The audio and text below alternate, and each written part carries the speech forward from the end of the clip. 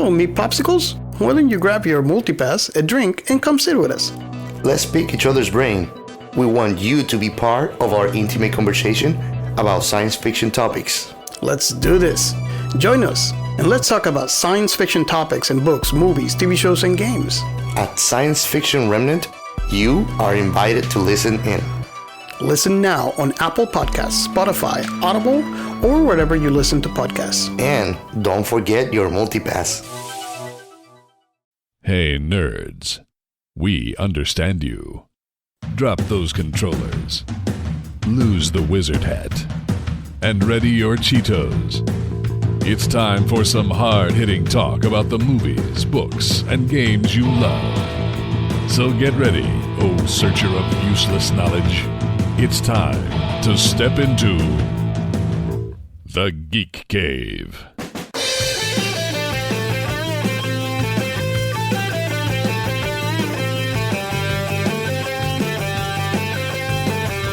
Now, broadcasting from a top secret and totally awesome hidden base, I'm Kent Harris, and here's Darren Wright, Justin White, and Chad Savage. And welcome to another edition of Oh, Thank You, I Hope You Kept the Receipt, Geek Cave Podcast Movies. I'm Darren. I'm Justin. And I'm Chad. Clever intro here. We are the movie segment. We are Geek Cave Podcast. We are brought to you by Shirtosaurus, digging up clothing from the past so you can look rad today with free shipping on all orders within the U.S., plus great t-shirt, sweater, and hoodie designs on everything geek chic. Whether you're a fan of old school gaming, anime, 80s cartoons, or something in between, find something for you at Shirtosaurus.com. Also brought to you by Gamefly with membership options for every budget, plus gifts for gamers of all ages. Gamefly has thousands of titles you can keep as long as you want. When you're done, just send it back with the posted paid envelope for a new one, or keep it forever and pay a lot less than in-store prices. Plus, right now you can buy an arcade one-up arcade cabinet from the Gamefly store. You can get up to $50 towards any used game, collectible, or accessory. Sign up for a free 30-day trial right now using the link at geekcavepodcast.com. Justin, I have been incredibly busy lately trying to put together this segment, and I've been neglecting my social life completely. I'd like to live vicariously through you, if I may. You may. All right, Geek Cave! You wanted the best! You got the best!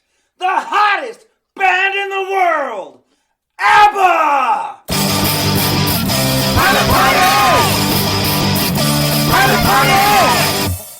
Pilot Party! It's amazing how he gets these bands. It is, really. I hope that it's not coming out of the general budget, because I don't know if we have the general fund budget for it. Well, I work connections, and besides, they're only on there for 10 seconds, so I really hope you didn't blow out your throat doing the intro. No, I'm good. All right, I hired the announcer too. I'm good. Okay, if I did that, I'd need a lozenge. Anyway, carry on. Welcome to Pilot Party, where I review an entire TV series based only on the first episode. And why only the first episode? Because one is the loneliest number, and this time of year, nobody should be alone. You know what I've always thought the Lord of the Rings trilogy needed? Gandalf to be 100 times sassier and insult Gimli every chance he got. But since that won't happen, I'll settle for Vicious. Running for 2 seasons in England, it starred Ian McKellen and Derek Jacobi as Freddie and Stuart, an elderly couple who have been together for 50 years but endure a love-hate relationship. Oh.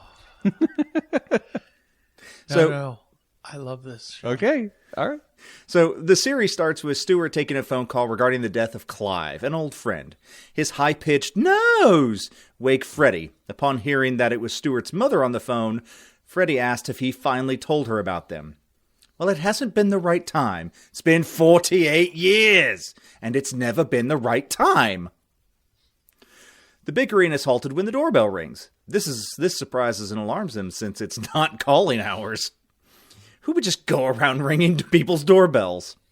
When they open the door, their moods change when they see a strapping young man who introduces himself as Ash. Yes, that is a real name. Ketchum? Is it like the Pokemon crossover I've always wanted? No. It's Lee Williams. Oh, okay. He's there to see about the apartment for rent. Freddy instantly becomes smitten and begins to figure out if Ash is, quote, one of the family. Stewart is clearly annoyed and tells Ash that the apartment for rent is next door. Ash excuses himself to the restroom when Violet shows up to pay her condolences of Clive. Apparently, Freddy and Clive used to have a fling in their 20s. When she hears about Ash, she becomes distraught with the fact that he might attack her. When he returns, her mood changes and she hopes he does. Ash leaves, and the three friends plan a memorial for Clive. At the memorial, Freddy goes on and on about how he was probably the love of Clyde's life. As he reads one of the love letters from Clive, they realize it was actually meant for Stewart. The bickering resumes until Stewart leaves the room. Later that night, more bickering until they make up. The phone rings, and it's Stewart's mother. Another friend has passed away. Just before the credits roll, Freddy exclaims, "Shit!" It's just the right amount of silly and doesn't seem to take itself, or anything for that matter, too seriously. McKellen and Jacobi play off each other perfectly. As for the future of the show, as the show goes on, more and more people die. Then Freddy notices a pattern. Someone has been killing their friends. It turns into a mystery as they try to figure out who's behind it. Turns out it's Violet. She's jealous of all the men Freddy has had, and she's eliminating the competition. And if she can't have him, no one can. And just as she's about to attack, Ash opens the door, accidentally knocking her out. The day is saved, and the bickering continues. I give it 4.5 sassy Ian McKellens out of 5. Man, just one sassy Ian McKellen is enough. Imagine 4.5 of them. Mm-hmm. That's how good it is. Thank you, Justin. Hey, you're welcome. So, we've done this a few times, the 4 R's, and, well, there are a lot of shows out there that live in the memories of TV land. Some of them are given new life, some are relegated to the dustbins of history. This segment of the show asked you about one such forgotten piece of history and asks, should we review it? It was good then, the original's just as good now. Should we reboot it? The idea is sound, but we can modernize it and capture some magic. Revive it? What are these characters doing after a couple decades of growth and development? Or refuse it? Chad, you suck. In the spirit of the 90s, this show started with a story to explain things, so I'll just quote the story. So this is how it all began, the true story of two good friends. Since the age of 5, it's been their dream to run a starship as a team. Well, everything was going cool till a minor mishap in flight school. They bought a ship with their refund, and now they're having fun as homeboys in outer space. Yep. Mercenary brothers, down for one another. There's no mission that's too tall, ain't no problem they can't solve. So climb aboard this space hoopty in the 23rd century. Homeboys in outer space. Homeboys. That's right. Airing on UPN, Homeboys in Outer Space told the story of Morris and Ty, two Han Solo characters who fly around in their, check notes, space hoopty, a starship that is part lowrider and part semi that has an onboard computer named Loquacia. The two of them go on adventures together, taking some abuse from Ty's brother Vashti and mostly getting shown up by bounty hunter Amma. With James Doohan as a frequent guest star and George Takei showing up in the final episode, you might be wondering, is this a spoof of Star Trek? Well, let me put your fears aside. No, it is not. This is a blaxploitation of Red Dwarf, which somehow makes it better and much, much worse. So I'm going to give you just a rundown of one episode. One episode that I think will give you a fair assessment of what's going on in this show. It's from the episode called The Pleasure Planet Principle, or G Marks the Spot. It's Morris's birthday, and Ty's forgotten to get him a birthday present. Again. But Ty's tickets for his vacation to the pleasure planet of Fallopia arrive on the hoopty, and Ty pretends that he bought the vacation for Morris. So they arrive on Fallopia and find that it is a lush planet full of beautiful women. Morris is thrilled that Ty got him such a generous gift, and Ty is incredibly frustrated that he's going to miss out on a weekend filled with pleasure. Back on the home ship, the Jupiter 2, the android, called Andrew Lloyd Wellington III, hears that Morris and Ty have gone to Fallopia and expresses his condolences. Why, you may ask? Well, he explains that the Fallopians lure men to their planet only to mate with them and then throw them into a volcano. Well, back on Fallopia, Morris is getting settled into his room. Ty doesn't want to leave, and Morris finds out that Ty lied to him. He originally bought the vacation for himself, and he is furious. Well, Ty apologizes. He leaves Fallopia, and back on the Hoopty, Ty watches some Fallopian TV and sees that Morris is about to be thrown into the volcano. So Ty disguises himself as a woman, sneaks back to the planet, rescues Morris, gets captured, and then Amma shows up and rescues them, only after being told that she would have to mate with the annoying one in order to prove her loyalty. And so she helps them escape. After all that, what say you? Should we review this, reboot it, revive it, or refuse it? You know, I initially doubted you when you started to describe this program to us just now. I initially thought there is no way that we as a species are that stupid. That this would be a show that would get past the drawing board, and that someone somewhere with an IQ of 5 would say, yes, make this show. But you are not lying. No. I looked it up on multiple sites while you were giving us that just now. I verified. I trusted, but I verified. Actually, I distrusted, but then I verified anyway. No. You can watch the first few episodes on YouTube. I'm not going to. You shouldn't. Yes, you just put this thing in the transporter bay, wait until a fly lands on it, and then transport it all to the sun.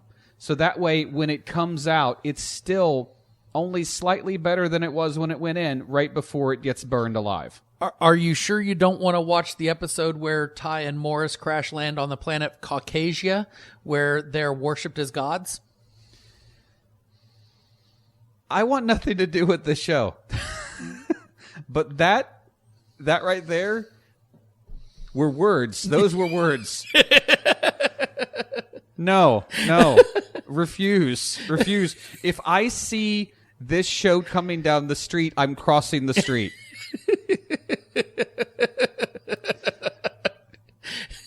This show could be laying beaten in a ditch, and you will not be the Samaritan. Huh? I would be one of the other guys who walked right over this show. This show belongs on a list, but not a list of best shows. I'm going to say it is. It's on the 4R list. Oh, it's on a list, all right.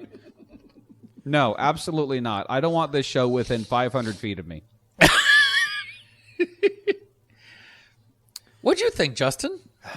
About 3 or 4 lines into your introduction, it hit me what you were talking about. I already knew this existed. I have memories of this show. And I was never the target demographic for this show. And so I'm going to refuse comment. That's a refuse is what that is. He's just afraid to commit. This is...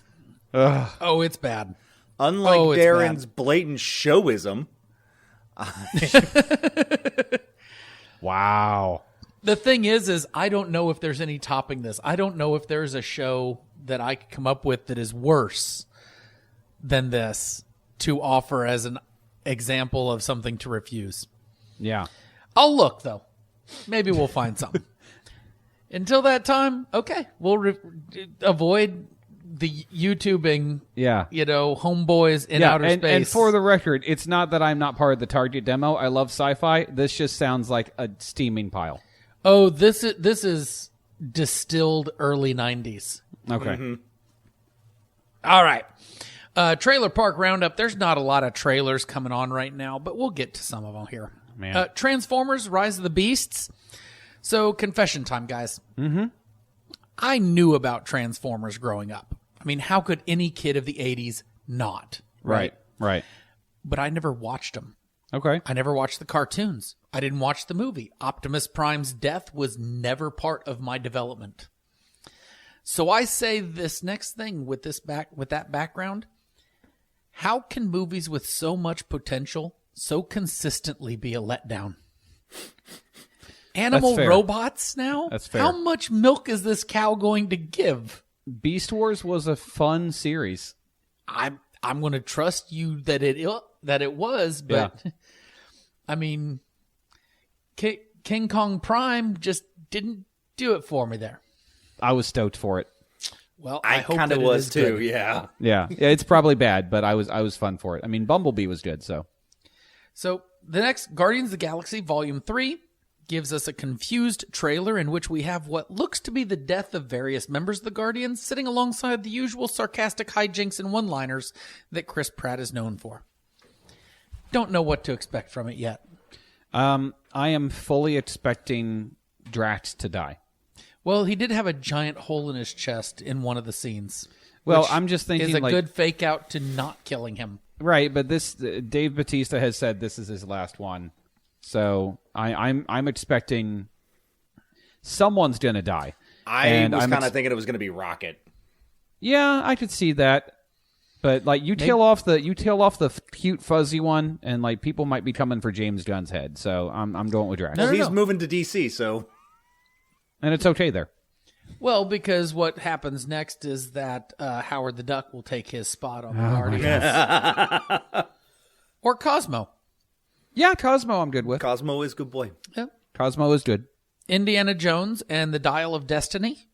Yeah, it's an odd-numbered Indiana Jones. It's going to be good then. It's got to count for something, right? Yeah. John Rhys Odd-numbered Davies is ones are back, good. so Yeah. And he was only in 1 and 3, so Mind Cage. John Malkovich movie. Feels like a cross between Silence of the Lambs and Seven. If they balance those two things out right, it's going to be a heck of a ride. okay. But probably also be super gruesome.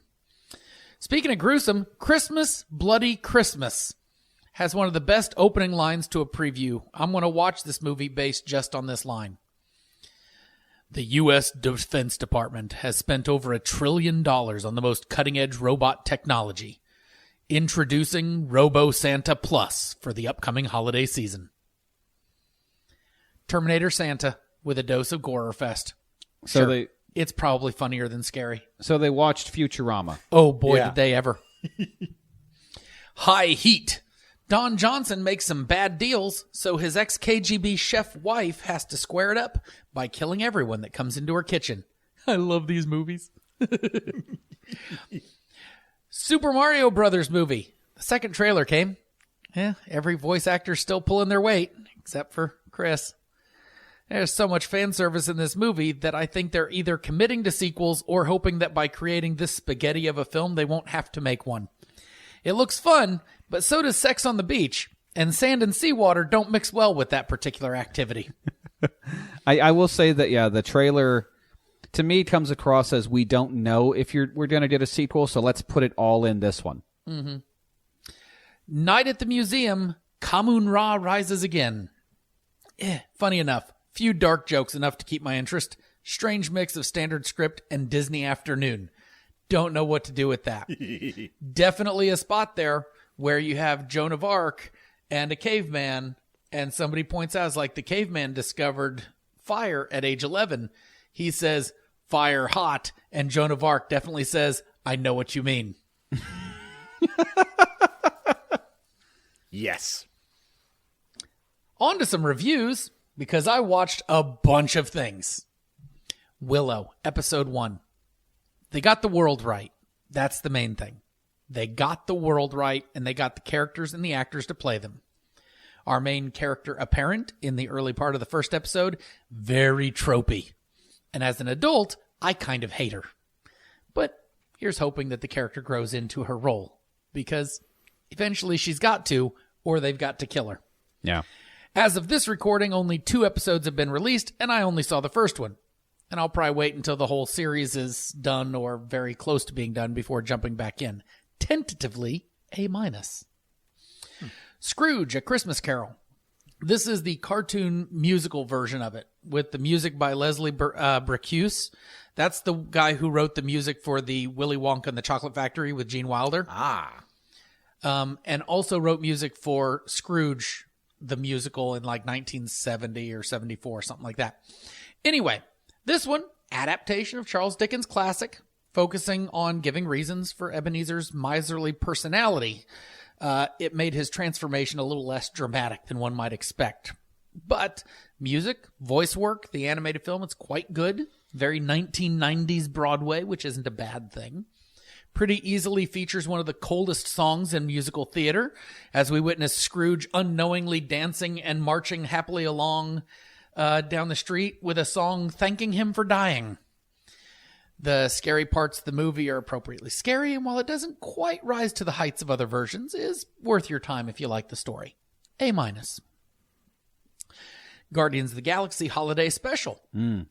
What can I say about a Guardians Holiday Special that features Drax and Mantis traveling to Earth in order to kidnap Kevin Bacon to present him as a living present for Peter Quill?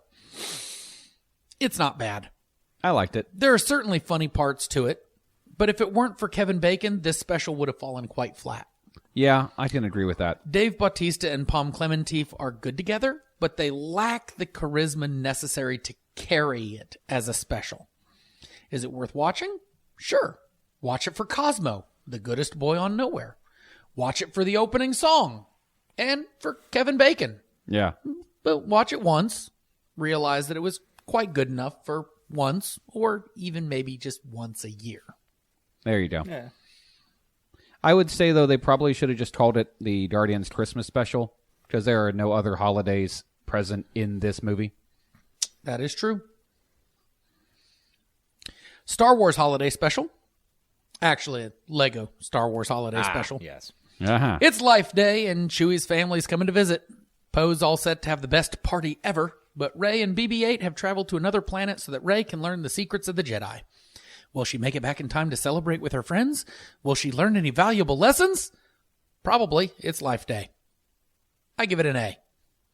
Yeah, I saw it like last year. It was fine. Yeah. Fine. It's serviceable. Yeah. It does what it's meant to do. Yep. And it does no more and no less than that.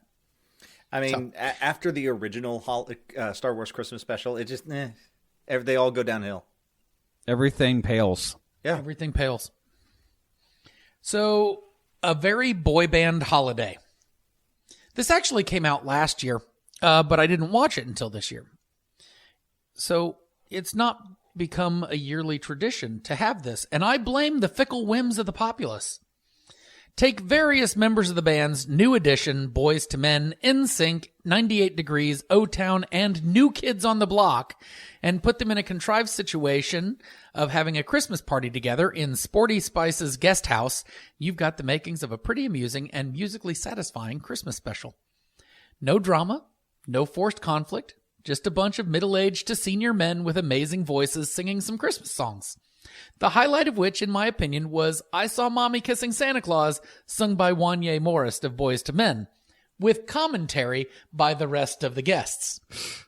Oh, my. Joey McIntyre from New Kids on the Block shows up with his son to sing with a children's choir, and the song's decent, but I most definitely made an established Kids on the Block reference. Okay. If you listen to pop music in the 90s and early 2000s, it's really a lot of fun. It's really a fun special because it's made for people our age, that 35 to 45 years old kind of thing. The music is good. You know, it is good singing and it's good holiday fare. You know, they take the piss out of themselves a little bit, you know, and a little bit out of each other. There's no special contrived drama, oh, is Kermit going to make it in the blizzard or something? It's just a group of people who are all sitting around and talking and singing. And it was worth a watch. I'm just going to say it. Okay. It's worth a watch. All right. On to wrong answers only. I have a question. This past year, James Earl Jones retired as the voice of Darth Vader. Now, they're just going to use AI Yeah. to do that voice from now on. But assume for a moment that they have to get a human person. Who's taking James Earl Jones's place as the new voice of Darth Vader? Wrong answers only. Wrong answers only. Seth Green. But he's doing his Chris from Family Guy voice the whole time. I'm so awkward. All right, I've got one. And the beauty of this is it could be multiple people. Mm-hmm. Kermit the Frog. Ah. Obi-Wan never told you what happened to your father, did he?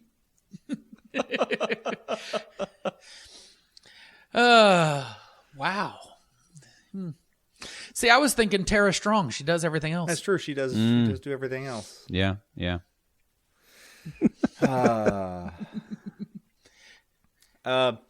Eddie Murphy doing his white voice from the 1980s. Now, stick with me here.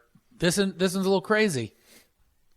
What if we got, say, somebody a little bit lesser known, like David Prowse? Oh, he was the guy who was in the Vader suit in the 70s. That's what I thought. Wait a minute. He's the guy who didn't have the voice for it in the first. God damn it, you guys! Ruin a perfect. Sorry. My computer froze up for a second, so it just. I'm just going to have a laugh and applause sign above my head. I can have that installed. That's not a big deal. Morgan Freeman. Well, Luke, get busy lightsabering or get busy dying. Paul Rubens. I've altered the deal pad and altered feather. Now, why don't we just get Jerry Seinfeld and just be done with it, What is the deal with the horse? Christopher Walken. Ooh, the guy who voiced Kronk. Oh, yeah. Patrick Warburton. Patrick Warburton. Get him as Vader. I'm on board. He doesn't change his voice. It's just Patrick Warburton no matter what he does. So, well, if we want somebody who doesn't change their voice, we should get Chris Pratt. That's true. Why would you want a crispy rat? I don't know. I'm just convinced his parents didn't like him. Mickey Mouse, but the breathing is Donald's noise.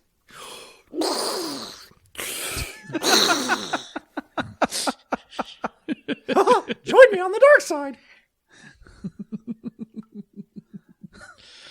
I find your lack of faith disturbing. Wow. I like it. That could not have gone better. Thank you, guys. That has brought some much needed levity to my holiday season. Yeah. Prost. All right. I guess it is time for the random movie review. So, Kent, are you... Oh, right. Yeah, right. Sorry. Been a year. One more thing. And now it is time for Darren's Trivial Trivia. Okay, so how many of you have seen The Godfather? Uh-huh. Yep. Yeah, okay, so that cat from The Godfather, the one, is actually a stray that they found outside the studio the day of the shooting. You see, director Francis Ford Coppola found the cat outside. He just handed it to Brando before the shot. And the cat loved the actor so much it stayed in his lap. It purred so loudly the crew was afraid the noise would drown out the dialogue. I don't know why this cat smells like crap, but he's a good kitty. He's a very good kitty. Yeah, I figured a little bit of wholesome trivia for you this time around. We'll do a bonus fun fact. Luca Brasi, who's in that Open, was not actually an actor, but was a member of the Italian mafia, who was there as kind of a quality control. But was basically given a role in there, and all of the practicing that he did and the mess ups and so forth were because he was so nervous to be in that room with Marlon Brando that he legit flubbed his lines and nobody wanted to have him redo it. I love it. All right, on to the random movie. Kent! Oh, the lights are down low. The popcorn is hot. The drinks are cold. Settle in for the cinematic universe of Chad's Random Movie Review.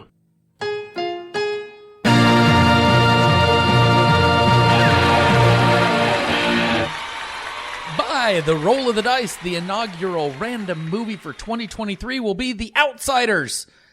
Oh, goody. This one features Oscar winner Jared Leto.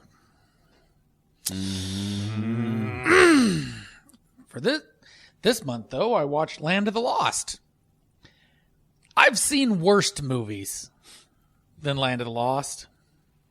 I've turned off better movies than Land of the Lost. This movie is not only bad, it is also somehow childish and offensive. This is a movie that is trying everything in its power to be funny by relying on the perverse, the homophobic, the sexist, and the gross. So here goes. Rick Marshall is a rather arrogant paleontologist being interviewed on the Today Show with Matt Lauer when he says that the key to solving the energy crisis is time warps. When Lauer quotes Stephen Hawking as saying that this line of thinking is nonsense, Marshall ends the interview and attacks Lauer. 3 years later, he's disgraced and working at the La Brea tar pits giving a presentation on tachyons and their importance to time travel to a bunch of children. When he asks if there's any questions, the only question of merit is, did dinosaurs have boobs? Because it's funny. When he's approached by Holly Cantrell, a doctoral candidate from Cambridge who inexplicably finds the guy brilliant, she shows him a fossil that has an imprint of his own cigarette lighter. It's 65 million years old, but here's the imprint of your $10 Zippo. Marshall decides with this proof that he should finish building his tachyon amplifier to find his time warps and prove his theories correct, because the last 3 years apparently has just been a spiral into working at the La Brea tar pits. Sure. By the by, we are now past all the best parts of this movie. Oh, no. Everything beyond this point is just one big old swirl around the toilet hole. Oh, no. Oh, no. Holly finds Marshall the next morning in a food coma, having eaten 14,000 calories, so that he can muster the courage to turn his device on. She turns it on briefly, and we get to hear both a bit of a chorus line soundtrack and our first homophobic joke of the movie. Oh, good. She convinces him to go to the cave where she found strong tachyon energy, and though he says he's not kitted out for an expedition, she says it will be routine measurements, because foreshadowing is done with a sledgehammer in this movie, not with a scalpel.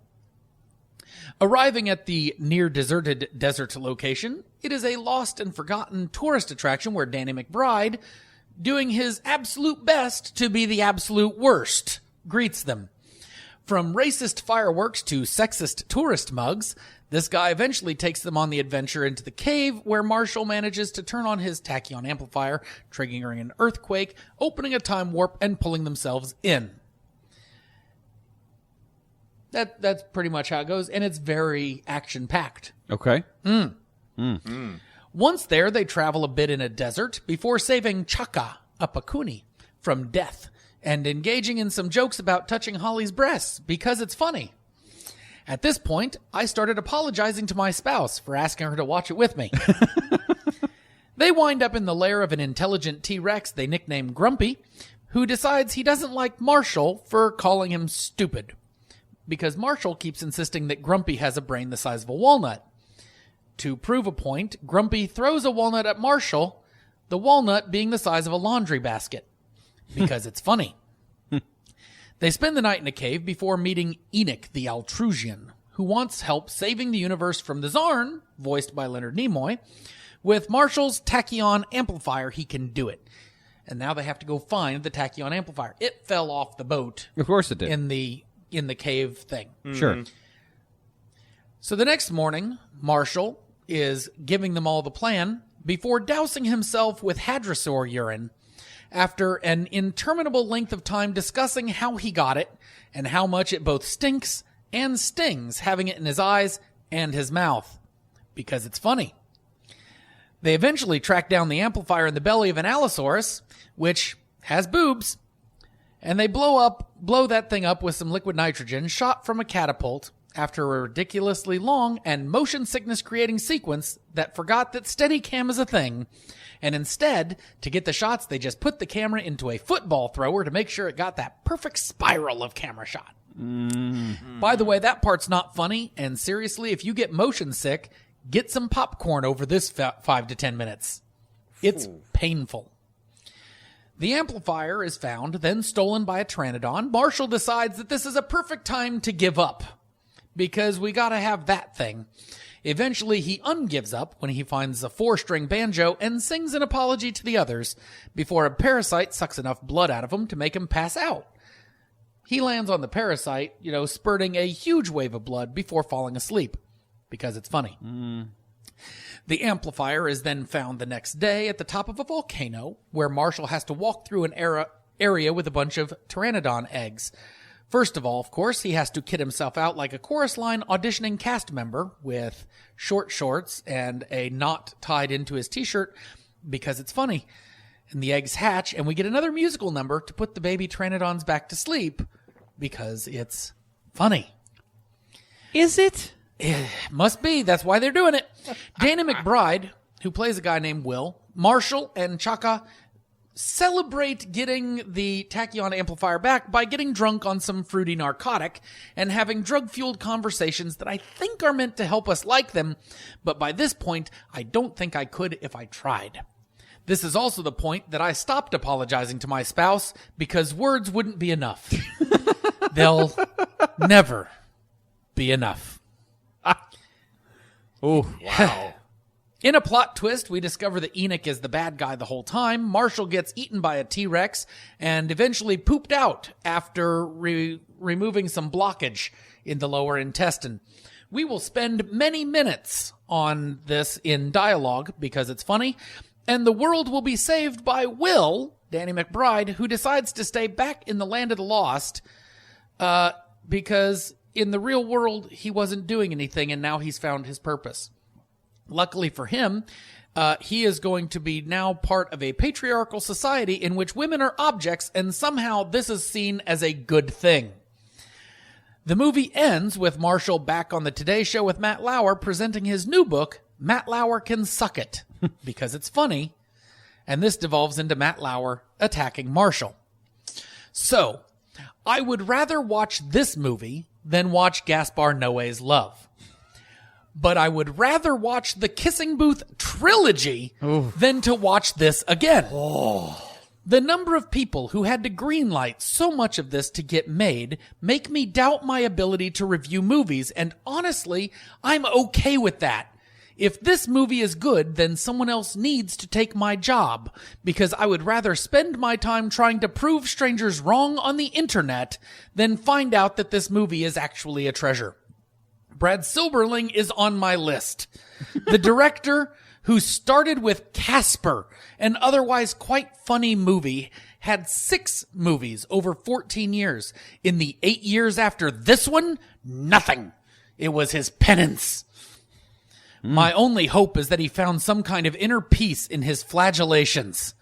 Will Ferrell should be ashamed to have his name attached to this. Anna Friel, who plays Holly, went back to England for her next project. In 1993, Steven Spielberg convinced us that dinosaurs could walk the earth.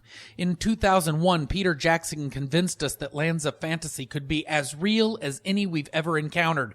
In 2009, Brad Soberling brought us all back to Saturday morning cartoon special effects that would make Reboot shake their heads and then give us a bunch of over-sexualized jokes to make us think that it was edgy. The only adult thing about this movie is making the decision to turn it off. In the words of William Shatner, you know the ending? The part where it stops? I love that. Don't be like me. With no other business, thanks to our sponsors, Shirtosaurus and Gamefly. Check out news and reviews not on the podcast on the website, geekcavepodcast.com. Join the Discord for fun conversations. Tell your friends all about where to find us, including Podbean, Apple Podcast, Amazon, GoodPod, so forth. Don't forget to check out our other offerings, include You Want Me to Watch What? Week 3. Head over to our YouTube channel to see Geek Cave Plays and Retromantics. For Kent Harris, our lion, no longer cowardly. For Darren Wright, our scarecrow, who's all brains. And for Justin White, our tin man, who's all heart. I'm Chad Savage, our Toto, and I miss the rains down in Africa. Thanks for listening, and remember, everyone is a geek for something.